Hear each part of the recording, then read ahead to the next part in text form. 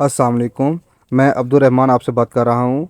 आज की इस वीडियो में हम ईरान की एक सियासी शख्सियत इब्राहिम रईसी शहीद के मुतल्लिक़ बात करेंगे। इब्राहिम रईसी 14 दिसंबर 1960 को ईरान के एक शहर मशहद में पैदा हुए। उनका ताल्लुक़ एक मजहबी घराने से था। इब्राहिम रईसी ने छोटी उम्र में ही अपनी मजहबी तालीम का आगाज़ कर लिया। इब्राहिम रईसी का कैरियर बुनियादी तौर पर इस्लामी जमहूरिया के अदालती किरदार पर मरकूज़ था। 1980 की दहाई से ही इब्राहिम रईसी ने अदलिया में कदम रखा और ईरान के निज़ाम अदल में मुख्तलिफ़ किरदार अदा किए। इब्राहिम रईसी एक इमाम के बेटे थे और उनकी शादी एक बुज़ुर्ग आलिम दीन की बेटी जमीला आलम से हुई।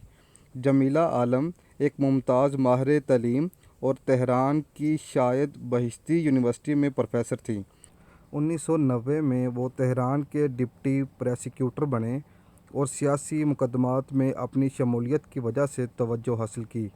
2004 से 2014 तक इब्राहिम रईसी ने ईरान के चीफ जस्टिस के पहले नायब के तौर पर खिदमात अंजाम दी। 2014 से 2016 तक रईसी को ईरान का अटार्नी जनरल मुकर्रर किया गया। अपनी अदालती ओहदों के अलावा रईसी ईरान के मजहबी और सियासी अदारों में तेज़ी से शामिल हो गए। 2017 में इब्राहिम रईसी ने सदारत के इंतखाबात में हिस्सा लिया। उन इंतखाबात में शिकस्त के बावजूद क़दामत पसंद हलकों में उनकी मकबूलियत मजबूत रही।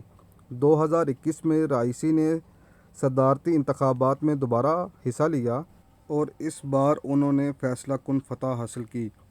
अपनी सदारत के दौरान इब्राहिम रईसी को बैनुल-अक़वामी पाबंदियों और अंदरूनी बदइंतज़ामी की वजह से मुआशी मुश्किलात का सामना करना पड़ा। एक मजहबी और सियासी शख्सियत के तौर पर इब्राहिम रईसी को इस्लामी इक़दार के मुताबिक सादा तर्ज़ ज़िंदगी गुजारने के लिए जाना जाता था। वो अक्सर ईरान का मजहबी रवायती लिबास पहने नज़र आते थे। इब्राहिम रईसी इस्लामी क़वानीन और अखलाकी ज़ाब्तों की सख्ती से पाबंदी की वकालत करते थे।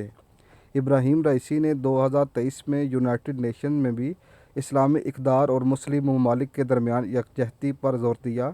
उन्होंने मुस्लिम उम्मा को दरपेश बेजा जुल्म और नाइंसाफ़ी पर बात की।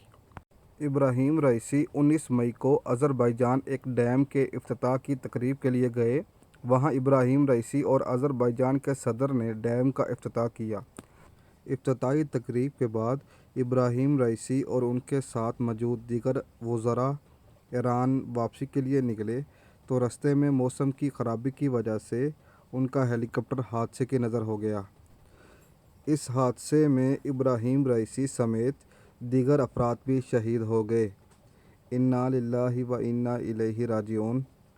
इब्राहिम रईसी की नमाज़ जनाज़ा ईरान के दारुल हुकूमत तेहरान में अदा की गई और मशहद के एक कब्रिस्तान में उन्हें दफनाया गया।